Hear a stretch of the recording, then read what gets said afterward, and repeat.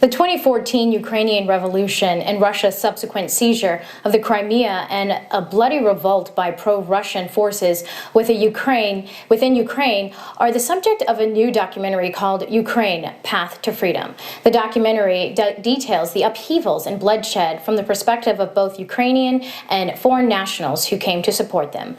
This film is available now on Amazon and will be shown this Friday at Max Bax Books on Coventry in Cleveland Heights. One of those foreigners highlighted in the film is retired high school history teacher and longtime political activist from Cleveland, Bill Arthrell. Bill is joined now with one of the filmmakers, Olis Chernik. Thanks for joining us here on Ideas. Yeah, thank you very much. Good to be here. So, Bill, just tell us about your time in Ukraine and why did you decide to go to Ukraine? It goes back an awful long time. It probably, my life got defined 47 years ago when I was protesting the war in Vietnam and got shot at Kent State. And I lived through a massacre there where 4 students were slain and 9 were wounded. And it was really, really tragic. So fast forward 40-some years and I'm on a trip to Eastern Europe, which includes Ukraine. And my last day is in Kyiv. And I asked the hotel, what should I see? And they said, you should see the Maidan. And I said, well, what's the Maidan? And they said, it's the most beautiful square in the world. And I went there, and it certainly is one of them. So anyway, there was a demonstration going on, and given my history, of course, I joined it. I joined almost every demonstration. And it turned out it was against this president, Viktor Yanukovych. So he was very, very corrupt, and he was, in fact, an illegal candidate for president. He was a convicted felon, an armed robber, and nothing but a mobster. But he was palling up to Vladimir Putin in Russia, which we're having the same problem in the United States.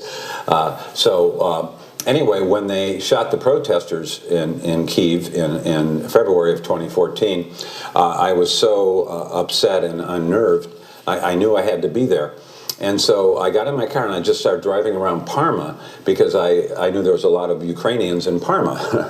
And I found the Maidan committee there, and I joined it, and they sent me over as an international election observer for their brand new constitution and country. And so, Olis, let's just talk about the film. Why did you and your father decide to make this film? First of all, I want to apologize for my English in advance. Well, I'm a foreigner, so excuse me. Understand. First of all, the students decided, I've been a student at that time, so we decided just film what's happening, just documentary, that's all. We didn't know that we're gonna make the English full-length movie. We just started filming, and then when the situation get worse till the massacre, we understand we need some help of English community, native speaker, because we wanted to show what has happened in Ukraine to the Westerners. The main point, everybody knows about the Maidan in the post-Soviet republics, and all of these territories are under Russia, under Russian propaganda. For them, Ukrainian Maidan is the worst thing that could ever happen. That for them, we are Nazis, for them, we are bastards and the rest. So we're awful people in Russia. The worst people could be is Ukrainians. And we decided to show the progressive world what it was, how many Americans, how many Canadians helped us, how many Russians as well who were harmed by the Putin regime in Russia were trying to help us during the Maidan Revolution. So that's why we decided the full-length English movie directed to the West. So we have a clip of the film. Let's take a look at it right now. Okay. Citizen here is a hero. Every person that died, 112 to 15 people died here. I've seen them shot. I've been on the front lines with them. It's my duty as a Canadian, Ukrainian diaspora. My grandmother came from this country. So that's a pretty powerful clip. I know that the film is just filled with that. I mean, how did you two partner up so that you were able to do the film in English? Well, let me start. Sure. Well, first we made the poetry of Maidan with the same material. There were 4 of us, 4 students who started filming that. One of us was shot, but not to death, he survived. Well, we went through the massacre at the age of 19, so the first time.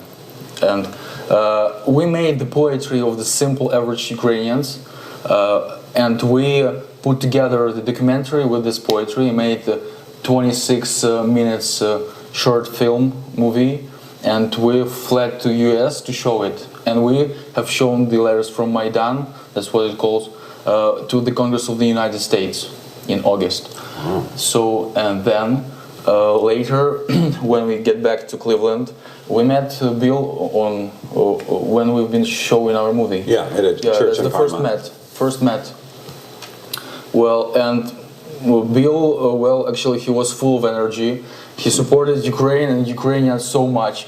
I love history very much. I now know history of Ukraine from the very beginning till now, with all the days, all dates.